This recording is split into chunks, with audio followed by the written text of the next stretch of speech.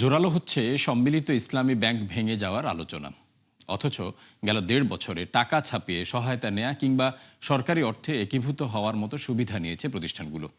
এরই মধ্যে নাম প্রত্যাহারের আবেদন জানিয়েছে এসআইবিএল। কেন্দ্রীয় ব্যাংকে দৌড়ঝাঁপ করছে এক্সিমও। বিশ্লেষকরা মনে করেন, আর্থিক খাত ঘিরে বারবার সিদ্ধান্ত পরিবর্তন হলে আস্থা হারাবেন গ্রাহকরা। মিসবাহ হাসানের রিপোর্ট।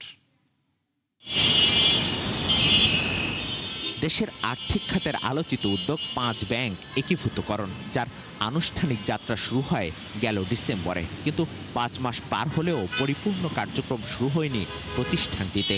এমনকি আটকে আছে প্রতিশ্রুতি অনুযায়ী গ্রাহকদের টাকা দেওয়ার প্রক্রিয়া।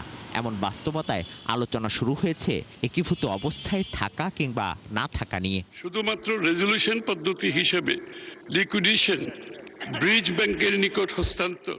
সম্প্রতি পাশ হওয়া নতুন রেজুলেশনে ধারা যুক্ত করে সুযোগ রাখা হয় পুরনো পরিচালকদের ফিরে আসার।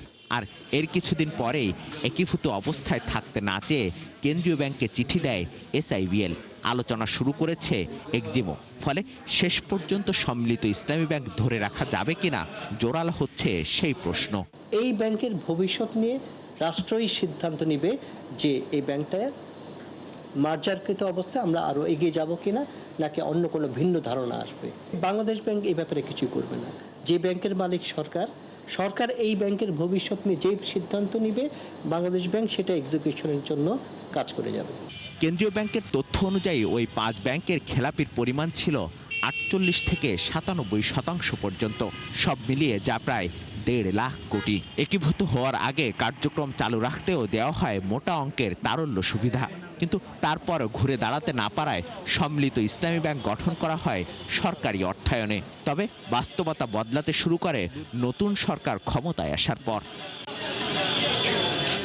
বিশ্লেষকরা মনে করেন, আর্থিক খাত ঘিরে ঘন ঘন নীতি পরিবর্তন করলে আস্থা নষ্ট হবে গ্রাহকদের। ওই মালিকরা যদি ফেরত আসে, তাদের কর্পোরেট প্র্যাকটিসে, ফিনান্সিয়াল প্র্যাকটিসে যদি কোনো পরিবর্তন না হয়, সেই ক্ষেত্রে কেন্দ্রীয় ব্যাংক তাদের উপরে কিভাবে খড়গহস্ত হবেন, তাদেরকে কিভাবে বিচারের আওতায় আনবেন, তাদেরকে কিভাবে জবাবদিহির আওতায় আনবেন, সেটা প্রমাণ দেওয়ার ব্যাপার কিন্তু কেন্দ্রীয় ব্যাংকের কাছে। পৃথকীকরণ করে মানে আগে যেরকম ছিল সেইভাবেই চলতে দেয়া, এটাই মূল উদ্দেশ্য অর্জনের ক্ষেত্রে তো কোনো অবদান রাখবে বলে আমার মনে হয় না।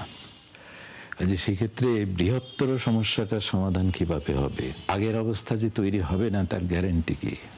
কেন্দ্রীয় ব্যাংকের হিসাবে সম্মিলিত ইসলামী ব্যাংকে মোট হিসাব ৯.৫ লাখ, আর কর্মীর সংখ্যা ১৫,০০০-এরও ওপরে। মিসবাহ হাসান, ৭১, ঢাকা।